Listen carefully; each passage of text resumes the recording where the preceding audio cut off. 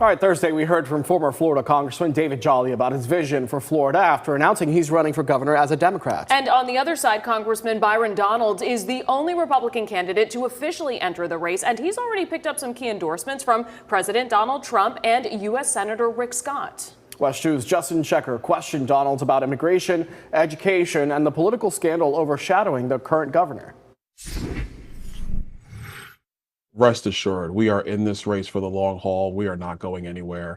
Our mission is to win. Republican Congressman Byron Donalds began his campaign for Florida governor in late February with a huge boost from President Trump. People need to remember he makes good picks. You know, he does a good job picking people. So honored to have his support and his endorsement. In Washington, D.C. and on cable news shows, Donalds has become one of the president's most vocal allies. I've been an ardent supporter of securing the nation's borders, an ardent supporter of sending criminal illegal aliens out of the country, and Florida will continue to be a partner with the federal government to keep our communities safe and also to make sure that criminal illegals are not in the state of Florida. Before Donalds won his 2020 congressional race in Southwest Florida, he served for 4 years in the state house.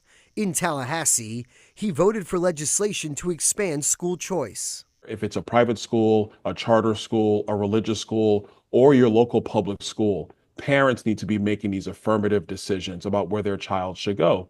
Donalds told West 2 his vision for the state includes recruiting more tech companies and moving NASA's headquarters to the Space Coast. And so that way, what you really are building is a space, aerospace, and tech hub in North Florida and down the coast to Cape Canaveral. This will diversify the economy of our state.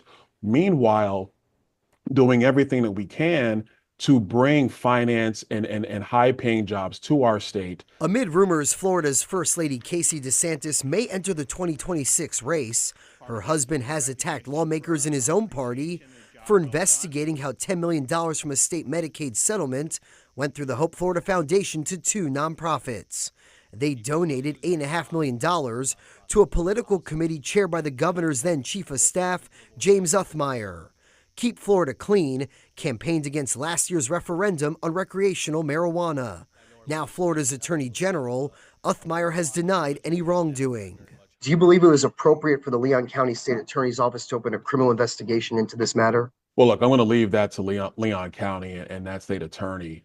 I will tell you, having been, made aware of everything that's gone on with Hope Florida, it is concerning. Listen, at the end of the day, you can't have settlement funding, no matter how it arrives. That can't go to fight a political campaign. Justin Shecker, West 2 News. Former Representative Matt Gaetz and First Lady Casey DeSantis' names are floating as other possible GOP contenders for governor. Neither have confirmed plans to run.